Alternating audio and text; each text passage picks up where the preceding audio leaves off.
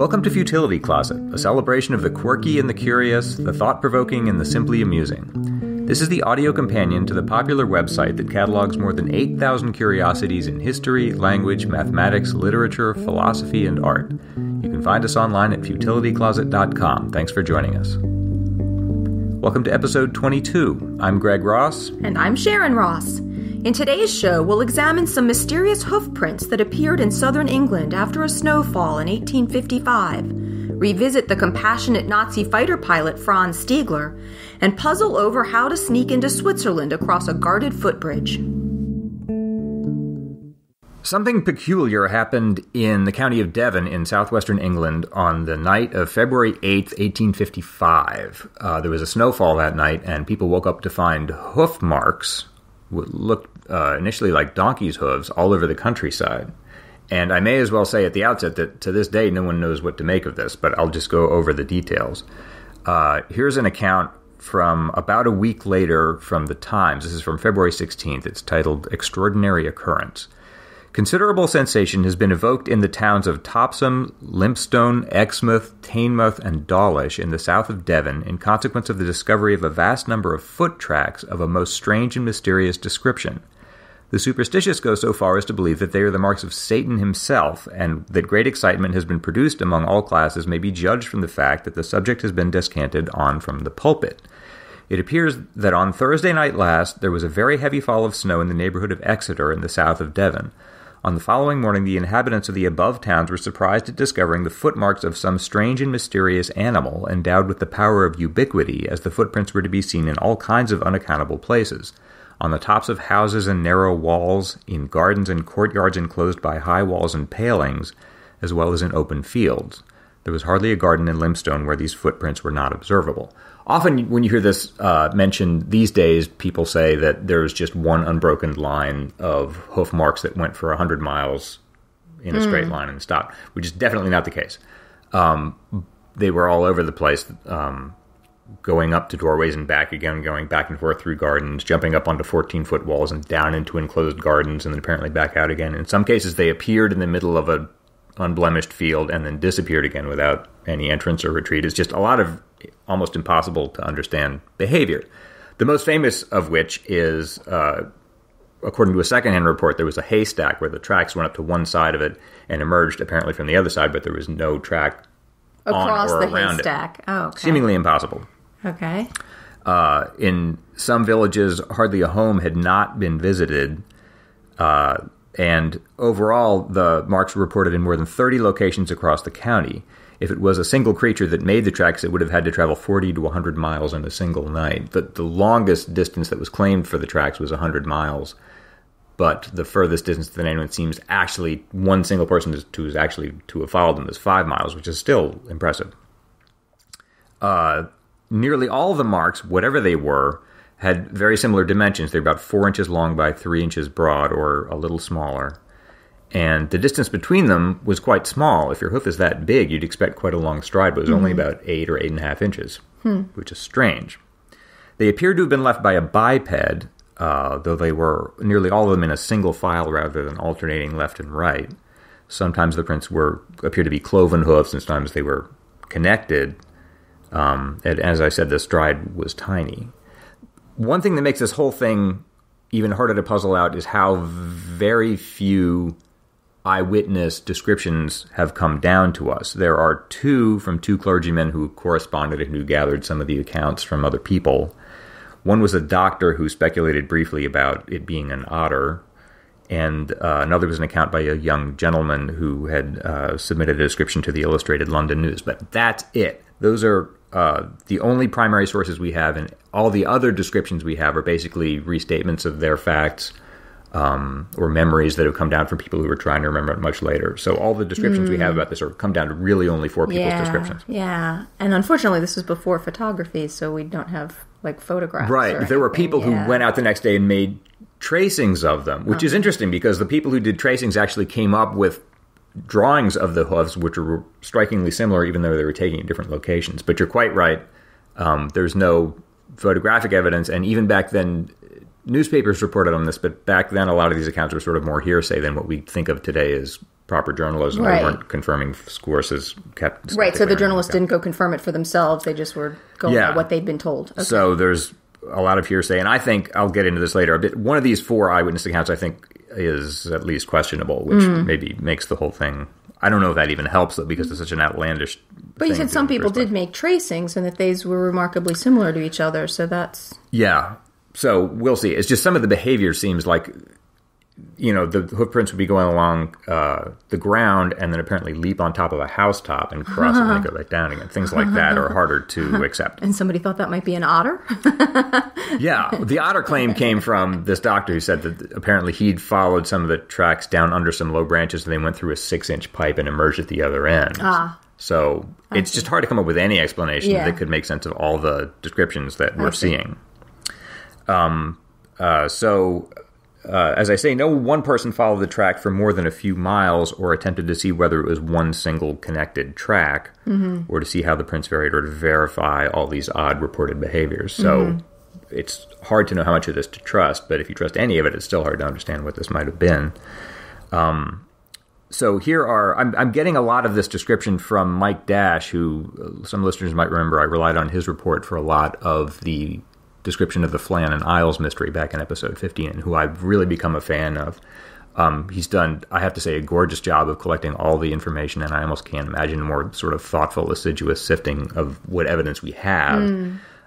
So I'm relying a lot on him, and I'll link to his report in the show notes. But he goes through sort of the salient claims for the evidence that we've been given. The first of which is the ubiquity of the prints.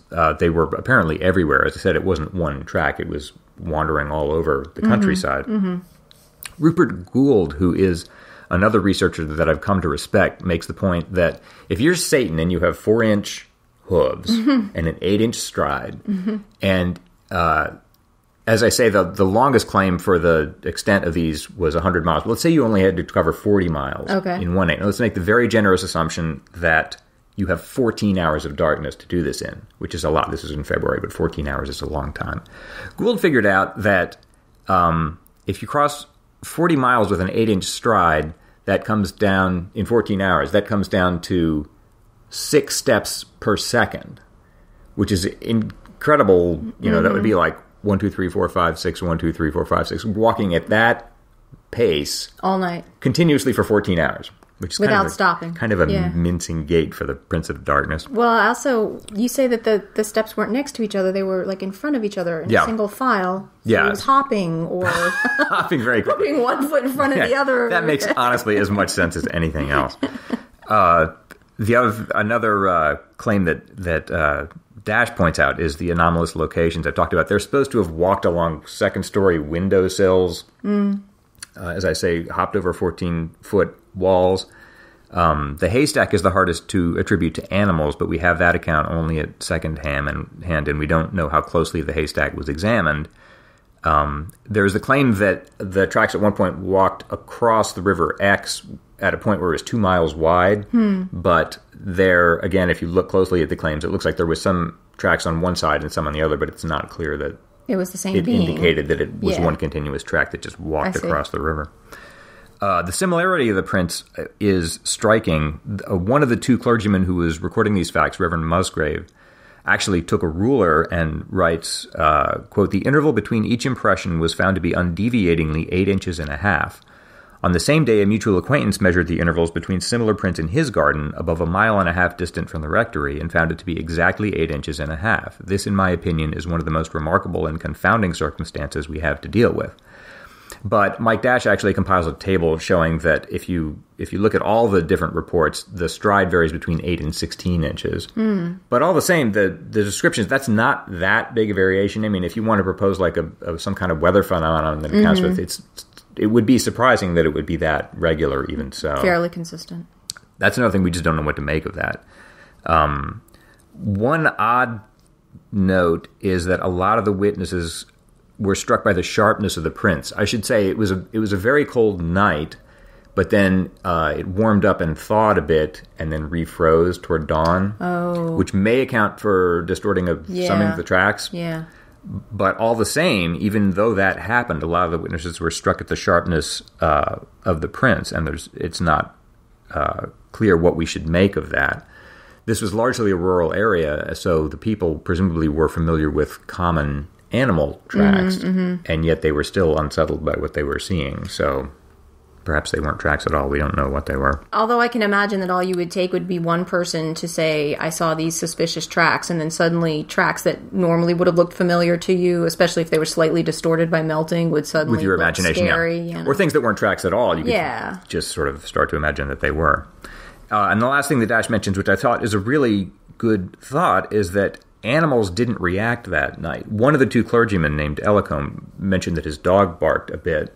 But if, some of the explanations people have come up with is maybe this was some sort of odd swarm of animals or birds or something, which is, that's as good an explanation as any. But you would think if they were out in such numbers, you'd hear some reaction or disturbance among domestic animals, and there doesn't seem to have been any. It was a very cold night, which accounts for the fact that there weren't any people abroad, or not many of them. So there just weren't any human witnesses at the time this happened, whatever it was. It's not true that this sort of thing has never happened again. In fact, Dash finds 21 cases that bear some resemblance to this. Similar tracks were discovered on rooftops in Norfolk and the Cotswolds that winter, and Charles Ford actually found a report from 15 years earlier of prints resembling those of a pony in the Highlands, but it's not quite as ubiquitous or widespread as this. A couple other, three other interesting similar cases. In Belgium, near the closing days of World War II, there were some mysterious prints reported in the snow. These were somewhat smaller than those found in Devon, but they ran for 2 miles in what was called a dead straight line. No one knows what that is. In 1957, a Mrs. Linda Hansen of Hull found cloven prints matching the same dimensions and stride of the Devon prints in her back garden. They were 4 inches across and 12 inches apart, which is about the same, and sharply defined in about an inch of snow, all of which matches what happened in Devon about 100 years earlier. They just stopped dead in the middle of the garden, and no one knows where they came from or why they just stopped dead. And this last one, which I find the most striking and also inexplicable, is that Mr. Wilson, in October of 1950, had grown up near Devon and came back to visit the seaside that he remembered from his boyhood, and there discovered a single line of hoof marks leading from the beach straight into the sea. The beach was closed and deserted, and he hadn't told anyone that he was going to be visiting, so it seems unlikely that this was a hoax perpetrated by a human. He said the marks were whole, they weren't cloven, they were about 6 feet apart, and they were deeper than his own prints, and he was a large man, he weighed 16 stone or 224 pounds. And he noted, too, that these, we'll call them hoof marks, were strangely clean. He wrote, as if each mark had been cut out of the sand with a flat iron. We don't know what to make of that either, but they all have the same character of something that appears superficially like a hoof mark and just proceeds in a straight line for some distance and then just stops. One thing I would like to favor some naturalistic explanation. I suppose there is one, but it's hard to understand whatever that is, whether it's animals or some natural phenomenon or weather. Whatever this was, it hasn't happened again in the same scale in 60 years. So, for instance, wood mice apparently, they say at one point, if a wood mouse can bound and will, in preparing to do that, will gather its feet under it and then leave a mark that could be mistaken for a hoof print, for instance. Okay. But wood mice are everywhere all the time, and if they're capable of doing this at all, it's kind of hard to understand why they haven't done it again. Yeah. At least not where anyone's witnessed it. Oh, yeah. So, what made them? I'll just run down the list here of various ideas that people have come up with, some of which I find enchanting, but none of which is really convincing. The weather that night was very cold, and that was known to have affected the behavior of some animals. For instance, birds that are normally over the sea were driven ashore by the cold. So there were some disturbances in animal behavior, but nothing that could really explain this, at least that anyone's been able to think of. The first one that everyone mentions is donkeys and ponies. Normally, the first description when you hear this whole episode described is that they very much resemble the tracks of donkeys. In fact, a researcher named Theo Brown said she'd found that donkeys are in fact the only animals that plant their feet in an almost perfect single line when they're walking. Okay. But donkeys aren't bipedal, and they can't jump over walls and onto rooftops and get over haystacks in a single bound. Birds, as I said, were driven inland and may have been there in some numbers, I suppose, without disturbing dogs and such. But birds don't have 4-inch feet, and you have to make sort of contrived explanations like, well, maybe their feet were iced up in the cold. But I don't think a bird with 4 inches of ice on its feet, whether it can fly at all, is debatable, and they weren't making any noise, and you wouldn't think birds would make hoof-shaped prints. Anyway, I suppose it's not impossible. Maybe it is impossible. Other animals that have been proposed are hares, monkeys, wolves. I mentioned otters. The problem with these is that none of them has normally the appropriate shaped prints or the right stride length to really match what they were seeing on the ground there. Are there monkeys in that part of the world? No. Conceivably, there could be... Oh, we haven't even gotten to the crazy one. That's not even a crazy one there yet. There could be some troop of escaped monkeys I see. who were gambling through the English night. On a really frozen, snowy night. Okay. And then disappeared. Okay. Anyway, I would accept even that. But unfortunately, monkeys don't have hoof-shaped prints. I mentioned wood mice or other hopping rodents such as rats. They could fit through pipes. The tracks were also said to pass through holes in hedges and fences, and so certainly mice would be capable of doing that. But it's hard to imagine a bounding wood mouse going in a straight line for 5 miles. And as I say, they're so common, you would expect those to have happened more than once in 1855. Human hoaxers certainly aren't impossible, but even then, if I were a hoaxer, put it that way, I would probably go in a straight line, both because that would be more striking if I'm trying to frighten or impress people, instead of just wandering around through their gardens multiple times.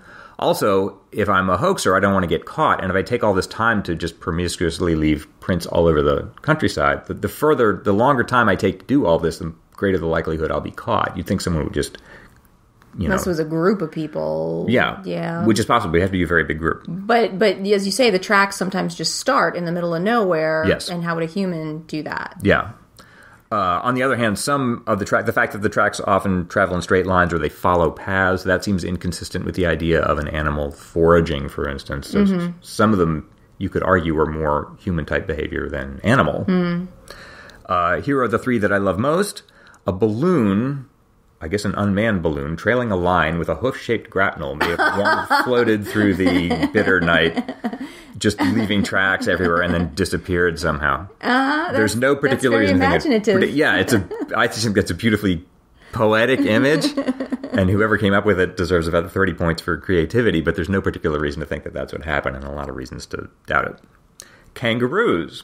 The Reverend G.M. Musgrave, he proposed this theory from the pulpit. There actually were a pair of kangaroos in a private menagerie in Exmouth, but there's nothing to suggest that they escaped, and as elsewhere, kangaroo prints don't resemble hoof marks, and the stride length is all wrong. Right. I mean, Musgrave actually said that his people were so frightened that this was something supernatural that he was just struggling to come up with anything sort of explanation. Right. And I don't know what suggested kangaroos to him, but that's where that came from. My favorite by far is that the prints were left by 400 gypsies on stilts. This was advanced by an author named Manfred Wood in a 1973 book called In the Life of a Romany Gypsy. The story is that this was one tribe of gypsies that were trying to frighten away other local tribes who they knew believed in the devil. So it took 18 months to hatch this plot. They contrived stilts made out of step ladders and spent the night wandering around on stilts through the English countryside. Apparently also jumping up onto rooftops on stilts and over haystacks and such. Yes, but people on stilts would not go... it would be very difficult to do that single file. Right. I mean, I guess they would have to practice quite a bit. You're right, I hadn't thought about that, especially getting... quite a bit. Also, unfortunately, I desperately want this to be true and to this to be the explanation, but unfortunately, Wood gets a lot of the basic facts badly wrong. He says the events happened in Somerset when they were in Devon, and he says the prints were made with size 27 boots with a 9-foot stride, which is just completely wrong. Mike Dash, I must say, is admirably open-minded. He says this isn't impossible. I mean, we can't say it didn't happen. Yeah, right. So that may be the explanation. There are certainly better attempts at explanation than that, but we can't rule that one entirely off the list. So I'm sorry to say that's all we have. There's just a description of something that seems sort of impossible or inexplicable that happened 160 years ago. And in the ensuing time, there's been a lot of thinking and surmising about this, but no one's come up with any explanation that really seems likely. I mentioned at the beginning that there were 4 eyewitness accounts. One of them, this is just me talking now, not Mike Dash, I think there are some doubts about. This anonymous correspondent to the Illustrated London News is the source of a lot of the more outlandish descriptions of this business. He's the one who says that the prince appeared to have jumped a 14-foot wall, to appeared on the roofs of houses and a second-floor windowsill, formed a trail at least 100 miles long, he says, followed a straight line, at one point crossed the 2-mile-wide River Exe, and could not have been the marks of ordinary animals. He was later identified as a 19-year-old gentleman, and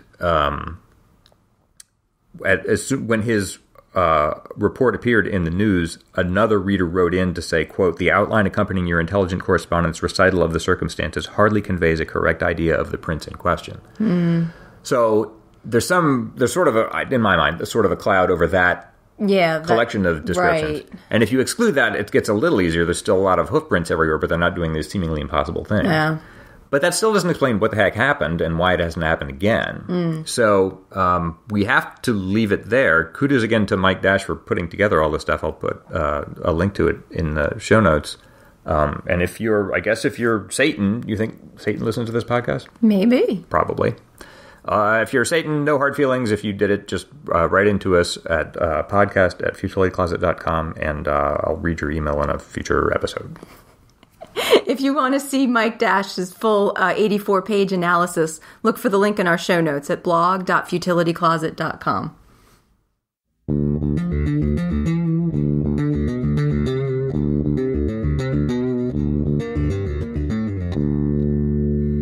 If you've been enjoying the esoteric trivia that we talk about in these podcasts, you should be sure to check out our book, Futility Closet, An Idler's Miscellany of Compendious Amusements, which contains hundreds of bite-sized oddities, as well as wordplay, puzzles, paradoxes, and other amusements and conundrums. Look for it on Amazon or iTunes and learn about a 1911 plot to steal the Mona Lisa, a cat who co-authored a physics paper, and Lewis Carroll's proof that 2 × 2 = 5.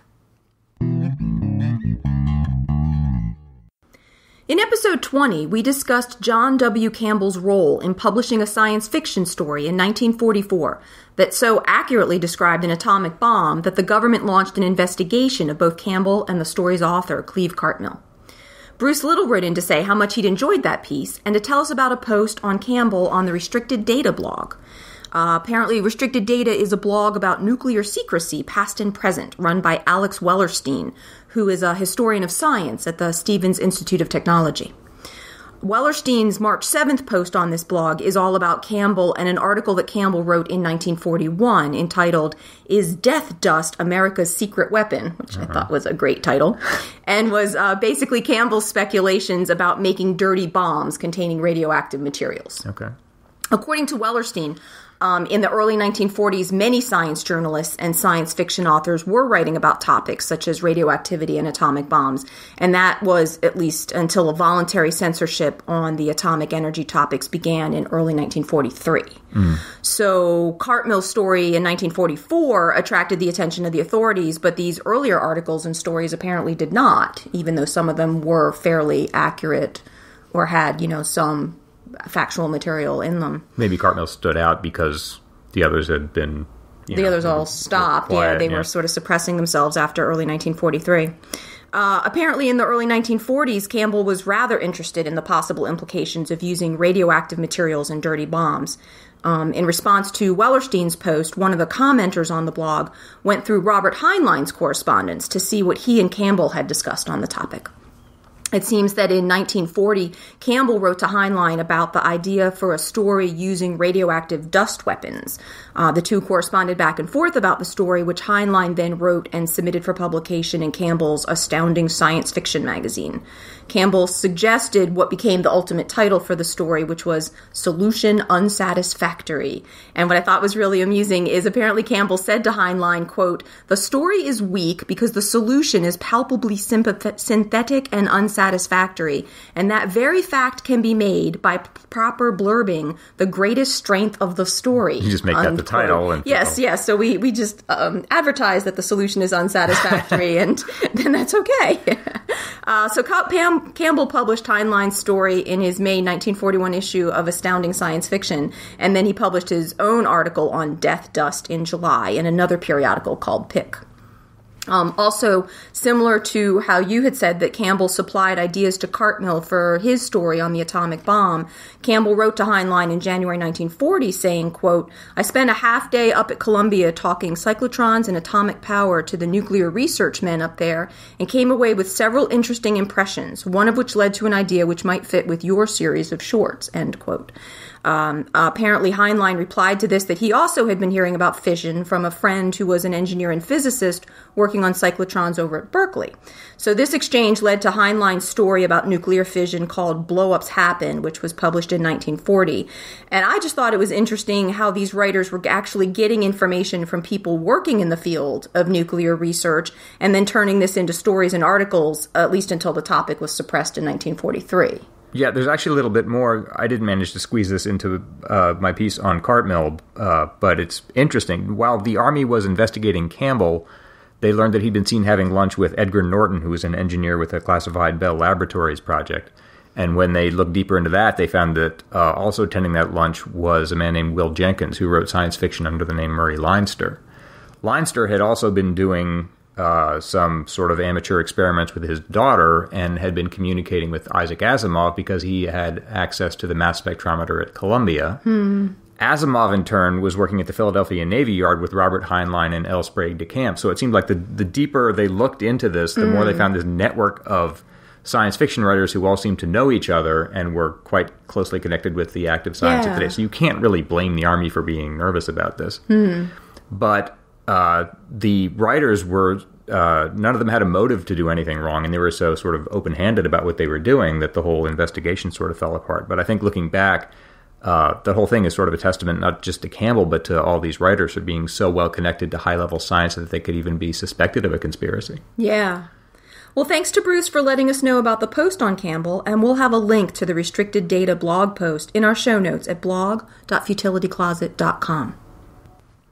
In episode 21, we recounted a story about Franz Stigler, a German fighter pilot who couldn't bring himself to shoot down a badly damaged American B-17 during World War II. Rob Pryor wrote in with a really interesting addendum to our story. He says, Franz Stigler was a member of the Recreational Aircraft Association Flying Club in Delta, BC for many years. That's where I met him, although I was a very young boy at the time. The story about Charlie Brown didn't come to light until well after I knew him, but another anecdote about him was amusing. The flying club had dinner parties at various members' houses from time to time. As pilots do when they get into a group, they tend to share stories, and eventually, with this group, those stories ended up back at the war. The club had a number of ex-military in it, ranging from former pilots to former infantrymen, and some from each side of the war. Everyone was sitting on the back deck on this particular day, and the discussion eventually found its way to the Blitz over London. After talking about how some of the German bombers never made it back and how much damage had been done during the Blitz, someone remarked that it was a horrible time and that it was amazing they lived through it. Franz replied, yes, it was a horrible time indeed. Just as he said that, the lady of the house, who was British and had been in London during the Blitz, came out the back door onto the deck and heard him. She asked, "Oh, Franz, were you in London during the Blitz too?" Franz just nodded and said, yes, I was there as well. Overhead. Yeah. Everyone else sat very quietly and said nothing for a few moments, knowing what she didn't, that Franz was one of the fighter escort pilots during the Blitz. He was there, but he was above the action, as it were. We don't know what the reaction of the lady of the house would have been if she'd known that Franz was up there with the bombers, so the topic was changed and the evening went on. I don't know if she was ever told the truth. That's a great story. That is a really good story. So thank you, Rob, for sending that in. And we always appreciate hearing from our listeners. So if you have any comments or questions, you can leave them in the show notes or email us at podcast@futilitycloset.com.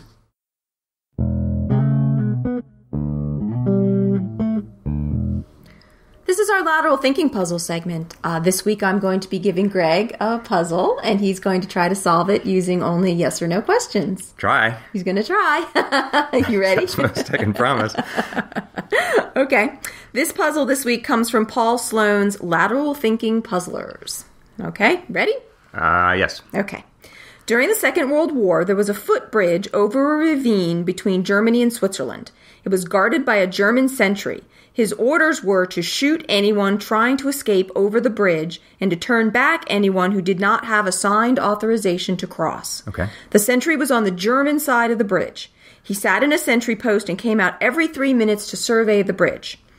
A woman desperately needed to escape from Germany to Switzerland. She could not possibly get a pass. She knew that she could sneak past the sentry while he was in the sentry post, but it would take between 5 and 6 minutes to cross the entire bridge. There was no place to hide on or under the bridge, so the guard would be easily able to shoot her if he saw her on the bridge escaping to Switzerland. How did she escape across the bridge? Okay, let me get the details again. Sure. He's on the near side, The German side, yeah. of a footbridge that crosses a ravine. Right. He comes out, Yes. say again, every 3 minutes? Every 3 minutes. The footbridge would take almost 2 minutes to cross.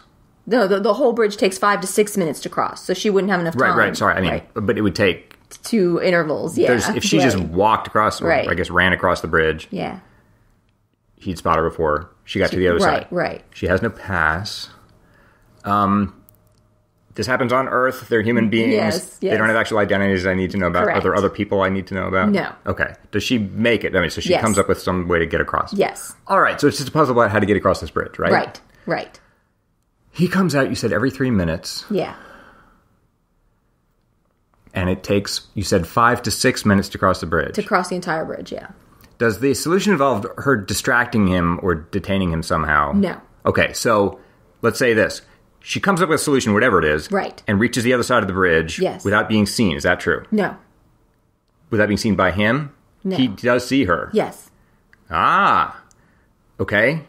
Excellent. I like this line of thinking. That's further than I usually get. All right, let's work backwards. Okay. She figures out a solution. Yes. She does get into Switzerland. Yes. She gets there by crossing the footbridge. Yes. So at some point, she enters Switzerland via the footbridge. She gets to the far side of the bridge. Yes. That's correct. Yes. At that point, you're saying he has spotted her. He has seen her. When? When does he see her? Sometime before she reaches Switzerland. Yes. Does he think she has the right to cross the bridge? No. No. He knows she's fleeing? No. He Well, I'm not sure. Wait a minute. Okay. I take that back. No, that's right. Rephrase. Does... What she's actually doing is fleeing Germany to Switzerland. Yes. Does he realize that at any point? No. Does he think she has a pass? No. Does he think she otherwise has the right to cross the bridge? No. Does he see her at any point? Yes. Does he see her before she gets on the footbridge? No. Does he see her while she's on the bridge? Yes. I'm assuming that she crosses from the near side to the far side in one pass and doesn't turn around or come back or any, she just starts here and goes directly there and that's the whole... No. Ah! Even better. She starts in the near side. Yes. And starts across the bridge. Yes. Let me back up a little bit. Okay. She waits and... All right, he pops out of his little hut. Right. Let's assume it's a hut. Okay. Goes back in. Now she's got Yes. 3 minutes. Yes. She starts across the bridge. Right. So far, so good. Yes.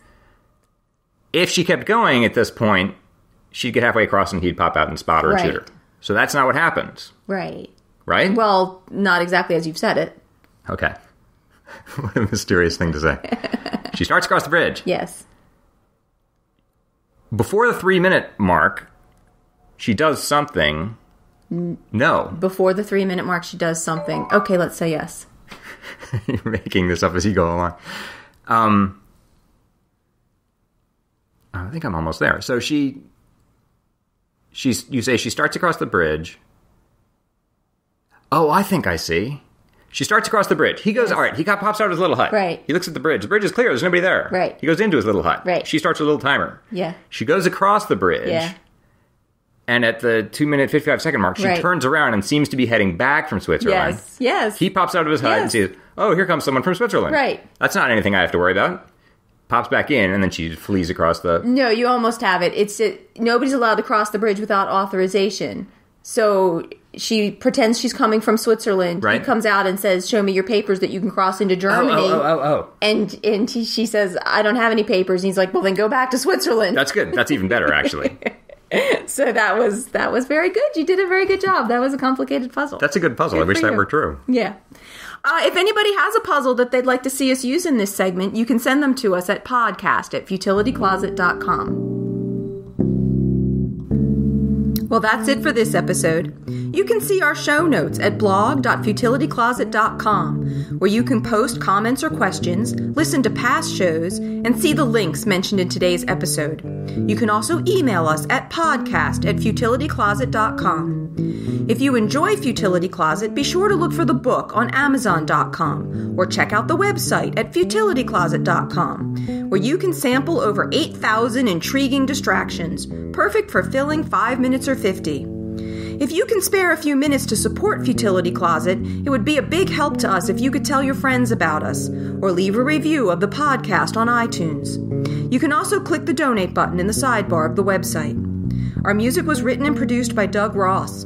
Futility Closet is a member of the Boing Boing family of podcasts. Thanks for listening.